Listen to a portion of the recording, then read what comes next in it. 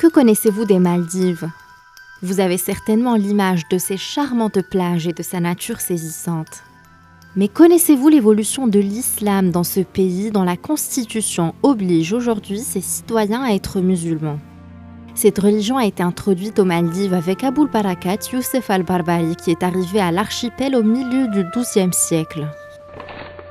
L'existence des musulmans sur la vie de l'archipel a été marquante, surtout avec l'arrivée de prédicateurs en 545. Parmi eux figurait Aboul Barakat Youssef al-Barbari, qui tendit la main à la population locale pour la guider vers l'islam. Il convertit tous les habitants des Maldives et même leur roi, qui fut appelé Mohammed ibn Abdullah. Ibn Battuta visita cette région en 744 et y exerça même comme juge. La conversion du peuple maldivien a été contée par le grand voyageur Ibn Battuta qui a rapporté également des récits sur les croyances locales dans cet archipel. Il a évoqué notamment des offrandes aux démons de la mer, une femme qui assure protection à ses fidèles ou encore la désignation d'une victime humaine pour éviter la colère des esprits maritimes. Une fois par mois, un djinn émergeait des côtes et on lui présentait une jeune fille vierge que l'on conduisait à la maison des statues érigée au bord de la mer. Elle y passait la nuit et le lendemain matin, on revenait récupérer son corps sans vie. La jeune fille sacrifiée était choisie par tirage au sort parmi les familles des habitants locaux.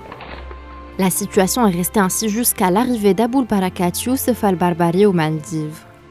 En rencontrant une femme en pleurs parce que le tirage au sort est tombé sur sa fille, il lui dit « J'irai ce soir à la place de votre fille. » Imberbe, il a facilement été introduit à la maison des statues où il ne cessa de psalmodier les versets coraniques. En voyant le djinn s'approcher, il continua à réciter le Coran. En entendant cette lecture, la créature s'éloigna pour s'engouffrer dans la mer. Le lendemain, la femme et les habitants de l'île venaient chercher ce qui devait être la dépouille de la jeune fille pour l'incinérer. Ils trouvèrent Aboul Barakat Youssef al-Barbari en train de réciter des versets. Ils se dirigèrent ensuite vers leur roi pour l'informer de ce qui se passait. Le Marocain lui proposa ainsi une conversion à l'islam qui fut effective en moins d'un mois. Toute la famille du roi fit de même et sa population le suivit aussi. Les habitants des Maldives ont adopté le rite malékite à l'image de celui suivi par les musulmans du Maroc. Ils obéirent à la doctrine de l'imam Malik, à l'hommage de qui une mosquée fut construite en portant son nom. Mais le rôle d'Aboul Barakat Youssef al-Barbari ne s'est pas limité à la conversion des Maldiviens à l'islam. Il a également eu une grande influence sur la langue locale utilisée par les habitants.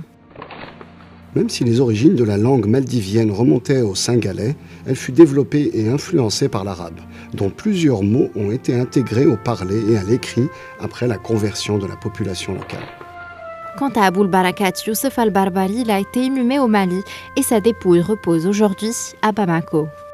Érigée au rang d'un véritable monument, sa tombe est une destination phare pour les fidèles et les visiteurs venus de différents pays. Sa tombe est située dans le quartier le plus prestigieux de la capitale malienne, au cœur d'un édifice luxueux construit spécialement à cet effet en 1956.